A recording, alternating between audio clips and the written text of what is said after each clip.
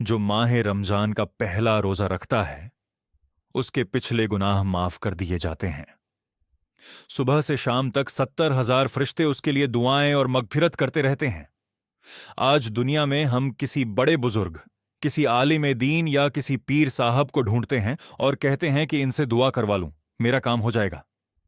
लेकिन जरा सोचिए, अल्लाह के 70,000 फरिश्ते सुबह से शाम तक रोजेदार के लिए दुआ कर रहे हैं। सुभान अल्लाह।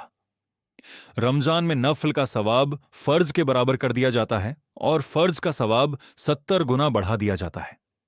जब रमजान की पहली रात आती है तो अल्लाह पाक इस उम्मत की तरफ नजर रहमत फरमाता है, और जिस पर अल्लाह नजर रहमत फरमा दे उस पर कभी अजाब नहीं दिया जाता।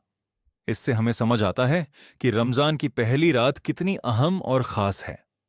हदीस में आता है कि पहली रात आसमानों के दरवाजे खोल दिए जाते हैं। यह बहुत ही मुबारक और खास रात है। इस महीने में बख्शिश के परवाने बांटे जाते हैं। खास तौर पर इफ्तार का वक्त बहुत ही नाजुक, हसास और खूबसूरत वक्त होता है। हदीस पाक का मजमून है कि हर रोज इफ्तार के वक्त 10 लाख गुनाहगारों की मगफिरत की जाती है।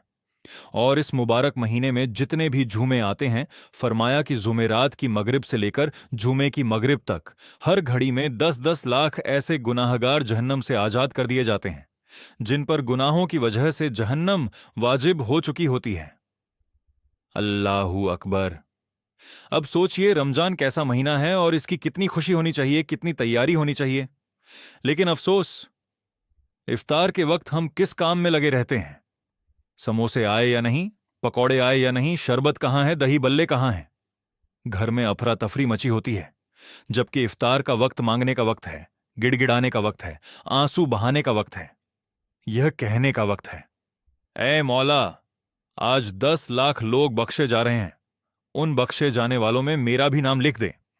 काश हम अपने घर वालों से भी कहें कि किचन का काम छोड़ दो, जो बन गया वही काफी है।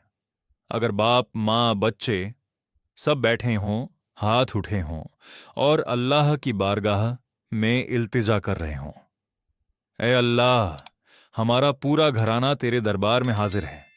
इफ्तार का वक्त है, 10 लाख बख्शे जा रहे हैं, उनमें हमारी फैमिली का नाम भी लिख दे। मेरे इस्लामी भाइयों, घर में ऐसा इंतजाम करें कि इफ्तार से 10 से 15 मिनट पहले सारे कामों से फौरिग हो जाएं। इफ्तार से पहले भी दुआ करें, मगर जो खास मकबूल घड़ियां हैं वो इफ्तार के बाद की होती हैं। खजूर खा ली, पानी पी लिया, फिर दोबारा हाथ उठाइए, दोबारा मांगिए। यही कबूलियत की घड़ियां हैं। अल्लाह करे कि हम इन लम्हात को सही अंदाज में पूरे एहसास के साथ गुजारने में कामयाब हो जाएं। आमीन। ऐसी ही फायदेमंद इस्लामिक वीडियो देखने के लिए हमारे YouTube चैनल इस्लामिक दीनी मालूमात को सब्सक्राइब करें।